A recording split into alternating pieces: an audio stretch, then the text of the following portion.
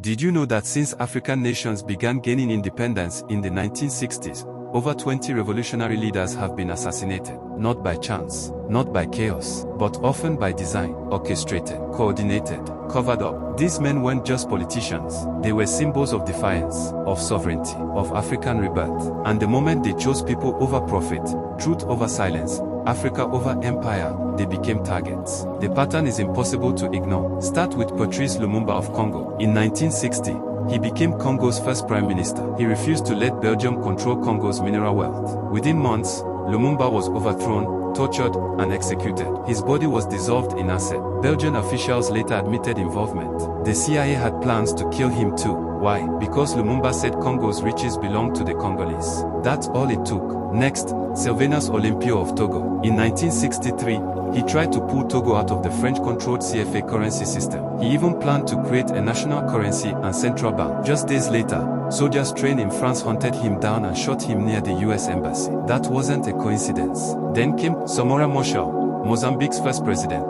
led a liberation war against Portugal. He said, Mozambique will never be a playground for apartheid. In 1986, his Soviet plane crashed near South Africa's border. A truth commission later found probable South African involvement. Witnesses said a fake radio beacon had been planted to lure the plane off course. His death was written off as a pilot error. It wasn't. Amilcar Cabral of Guinea-Bissau was shot by his own party members before independence. But many believe he was betrayed with help from the Portuguese secret police. Steve Biko, the mind behind black consciousness in South Africa, was beaten to death in a prison cell. No trial, no justice, just silence. Mehdi Ben Bakr, a Moroccan revolutionary, vanished in Paris in 1965. French police were involved. His body was never found. Matola Muhammad of Nigeria ruled for just 6 months before being assassinated in 1976. He was outspoken against corruption and foreign control. His killers were unknown. Still no accountability. John Garang of Sudan spent decades fighting for the South. Just weeks after becoming vice president in a unity government, his helicopter crashed.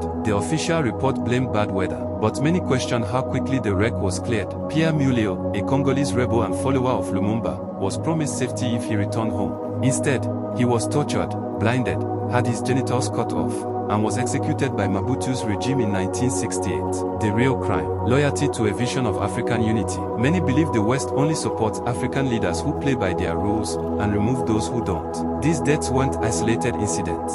They were chess moves, a playbook, a quiet war, one that continues today, where leaders are chosen not by the people, but by foreign approval. And when a leader dares to break that mold, they vanish. But the truth survives, because no bullet can kill an idea, no plane crash can bury a legacy, and no amount of silence can erase what Africans